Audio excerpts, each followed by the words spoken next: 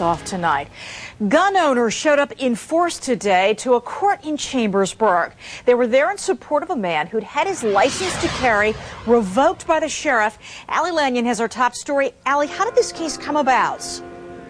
Well, Alicia, that man is Greg Rotz, and he says he was just exercising his right to bear arms, a right he exercises every day. But on Election Day, a constable asked Greg to leave his pistol in the car while he voted.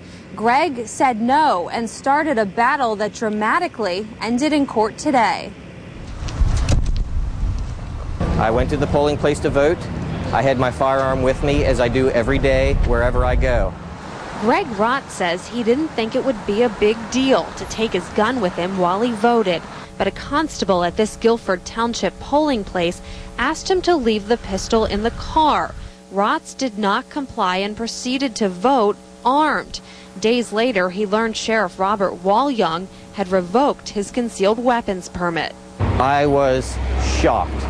I was speechless. Rotz took the case to Franklin County Court. Dozens of gun rights advocates came to the hearing as a physical show of support for him.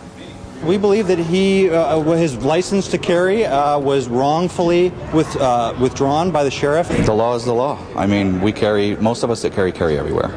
And polling place, grocery store. If a license to carry firearms can be revoked for simply legally open carrying, then we got a problem. After a hearing that lasted only minutes, the judge ruled Rotz's permit should be returned, saying he did not break any law. Even if I had lost today and had to go back and do it all over again, I would do the exact same thing in the exact same manner because I believe that was the right thing to do. But Sheriff Robert Walyoung, who is now retired, also stands by his actions. He says carrying a gun is a privilege, not a right.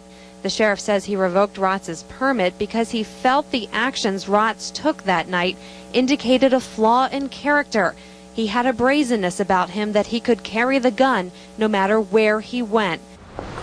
The current sheriff says the law's the law, but he says it ultimately comes down to common sense. Even if you're allowed to take a weapon into a particular building, sometimes it's just not necessary. Nothing feels better than freedom. The judge, however, in his ruling did say that he's considering contacting his legislators, asking them to make it illegal to carry a weapon in a polling place. He says if everyone took a gun with them to vote, we would, quote, begin to look like a third world country. Alicia, back to you. Allie, this is an interesting case, and it seems like in the end this gentleman irritated law enforcement, but as of right now, he did not break the law. Right. The judge says absolutely they could not find a law that he violated. The sheriff says that he thinks that he violated, quote, the spirit of harassment and disorderly conduct. But the sheriff was wrong, according to the judge. And this man was never charged with any crime. Yep. Interesting. Allie Lanyon live tonight. Allie, thanks very much.